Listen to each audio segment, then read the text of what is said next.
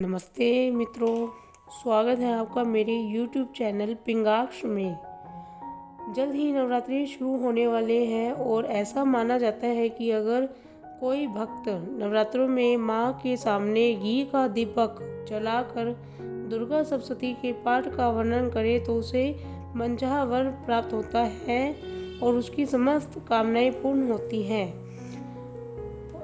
और दुर्गा सप्तशती के पाठ में किलक स्तोत्र, दिव्य स्तोत्र, अगला स्तोत्र, क्षमा याचना अध्याय और काफ़ी सारे अध्याय दिए गए हैं, पर हम आज इस वीडियो में दिव्य कवच के बारे में डिटेल में जानेंगे। तो आइए जानते हैं अथ दिव्य कवच के बारे में। मार्कंडेय जी ने कहा, पिता मैं इस संसार में जो परम गोपनीय तथा मनुष्यों की सब प्रकार से रक्षा करने वाला है और आज तक आपने किसी दूसरे के सामने प्रकट नहीं किया हो, ऐसा कोई साधन मुझे बताइए। ब्रह्मा जी बोले, हे ब्राह्मण, ऐसा साधन तो एक देवी का कवच ही है जो गोपनीय से भी परम गोपनीय, पवित्र तथा संपूर्ण प्राणियों का उपकार करने वाला है। महामुने, उसे श्रवण करो। देवी की 9 मूर्तियां हैं जिन्हें नव दुर्गा कहते हैं। उनके पृथक पृथक नाम बताए गए हैं। प्रथम शैलपुत्री, दूसरी ब्रह्मचारिणी, तीसरा स्वरूप चंद्रघटा, चौथी कुष्मांडा, पांचवी स्कंद माता, छठी कात्यायनी, सातवीं कालरात्रि और 8वीं महागौरी के नाम से प्रसिद्ध है। 9वीं दुर्गा का नाम सिद्धिदात्री है। ये सब नाम सर्वज्ञ महात्मा वेद भगवान के द्वारा प्रतिपादित हुए हैं। जो मनुष्य अग्नि में जल रहा है, रणभूमि में शत्रुओं से घिर गया हो, विषम संकट में फंस गया हो तथा इस प्रकार भय से आतुर होकर जो भगवती दुर्गा की शरण में प्राप्त हुए हो, उनका कभी कोई अमंगल नहीं होता। युद्ध के समय में संकट पड़ने पर उनके ऊपर कोई विपत्ति नहीं आती। उन्हें शोक, दुख, भय की प्राप्ति नहीं होती। जिन्होंने भक्तिपूर्वक देवी का स्मरण किया है, उनका निश्चय ही अभुदेय होता है। देवेश्वरी, तुम्हारा जो चिंतन करते हैं, उनकी तुम निसंदेह रक्षा करती हो। चामुंडा प्रेत पर आरूढ़ होती है, वाराही भैंसे पर सवारी करती है, इंद्री का वाहन ऐरावत हाथी है, वैष्णवी देवी गरुड़ पर ही आसन जमाती है, माहेश्वरी वृषभ पर आरूढ़ होती है, कुमारी का वाहन मयूर है। भगवान विष्णु की प्रियतमा लक्ष्मी देवी कमल के आसन पर विराजमान है और हाथों में कमल धारण किए हुए है। वृषभ पर आरूढ़ ईश्वरी देवी ने श्वेत रूप धारण कर रखा है। ब्राह्मणी देवी हंस पर बैठी हुई है और सब प्रकार के आभूषणों से विभूषित है। इस प्रकार ये सभी माताएं सब प्रकार की योग शक्तियों से संपन्न है।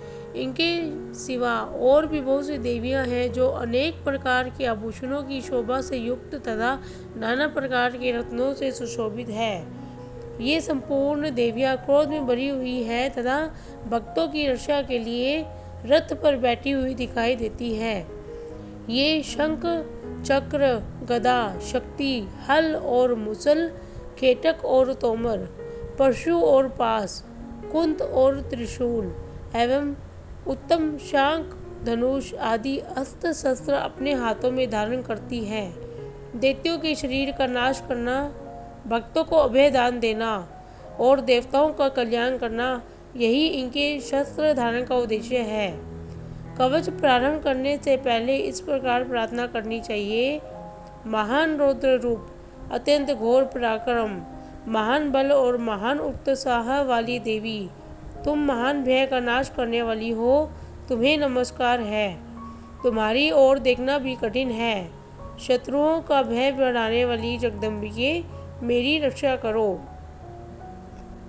पूर्व दिशा में इंद्री मेरी रक्षा करे, अग्निकोण में अग्नि शक्ति, दक्षिण में वराही, नृत्य कोण में खड्ग धारिणी मेरी रक्षा करे, पश्चिम दिशा में वारुणी, वायव्य कोण में मृग पर सवारी करने वाली देवी मेरी रक्षा करे, उत्तर दिशा में कुमारी, ईशान कोण में शूलधारिणी मेरी रक्षा करे, ब्रह्मानी तुम ऊपर की ओर से मेरी रक्षा करो, वैष्णवी देवी नीचे की ओर से मेरी रक्षा करे।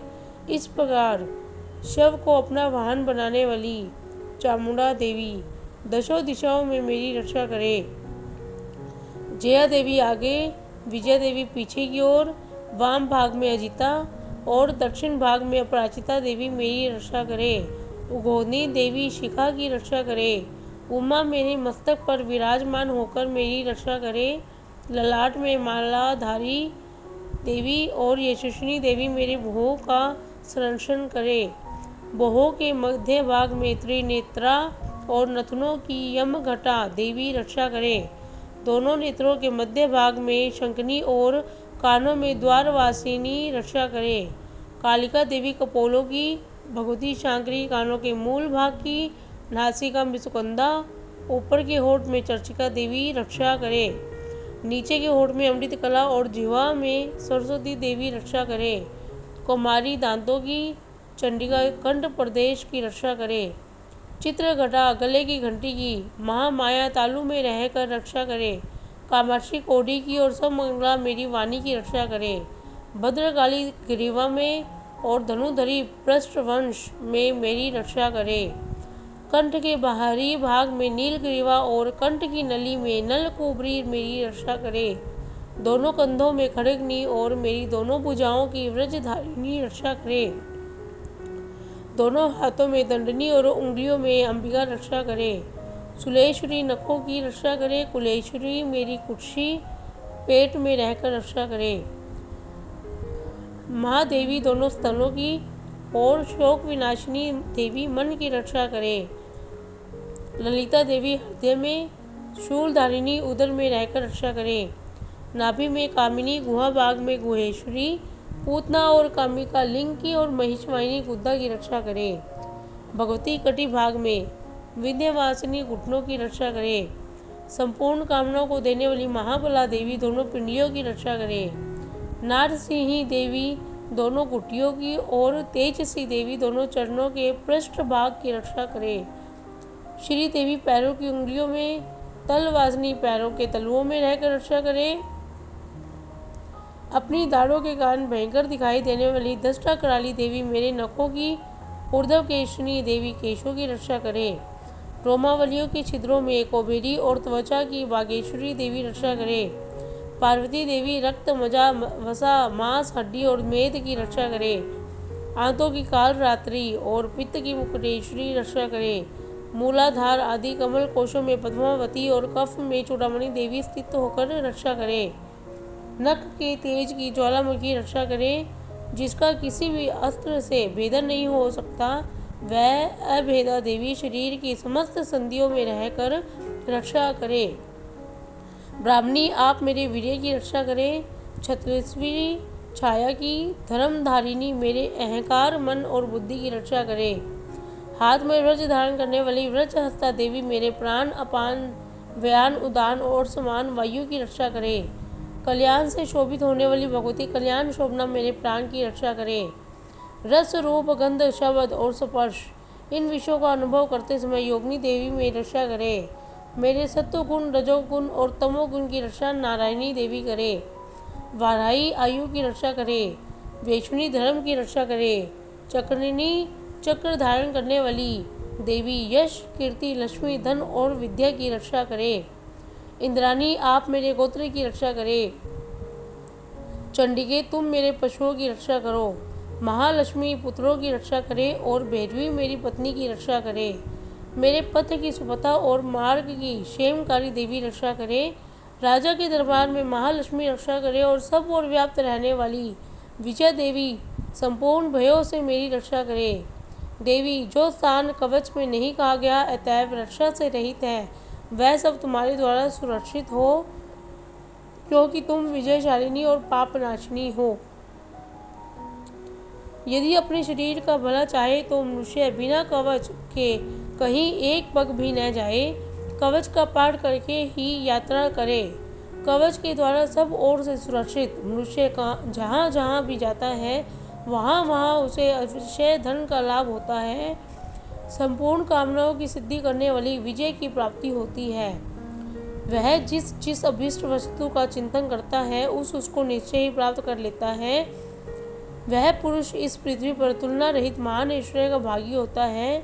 कवच से सुरक्षित मनुष्य युद्ध में निर्भय हो जाता है। युद्ध में उसकी पराजय नहीं होती और वह तीनों लोकों में पूजनीय होता है। देवी का यह कवच देवताओं के लिए भी दुर्लभ है।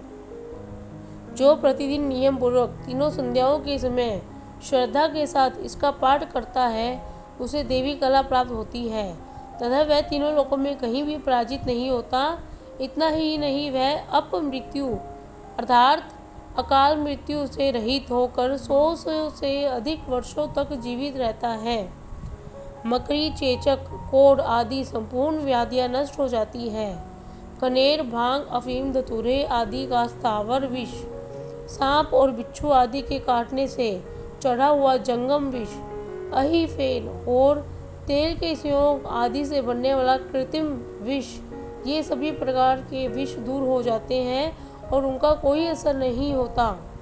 इस पृथ्वी पर मरण, मारण, मोहन आदि जितने अभिचारिक प्रयोग होते हैं तथा इस प्रकार के जितने यंत्र और मंत्र होते हैं वे सब इस कवच को हृदय में धारण कर लेने पर नष्ट हो जाते हैं। ये ही नहीं, पृथ्वी पर विचरने वाले ग्राम देवता, आकाशचारी वैभिचार, जल से संबंध रखने वाले गण, उपदेश मात्र से सिद्ध होने वाले निम्न कोटि के देवता, अपने जन्म के साथ प्रकट होने वाले कुल देवता, माला, कंठमाल आदि, डाकनी, शाकनी, अंतरिक्ष में विचरने वाले अत्यंत बलवती भयानक डाकनियाँ, ग्रह, भूत, पिशाच, यक्ष, गंधर्व, राक्षस, ब्रह्म राक्षस, बेताल, कुष्मान और भैरव आदि अनिष्ट कारक देवता भी हृदय में कवच धारण किए रहने पर उस मनुष्य को देखते ही भाग जाते हैं।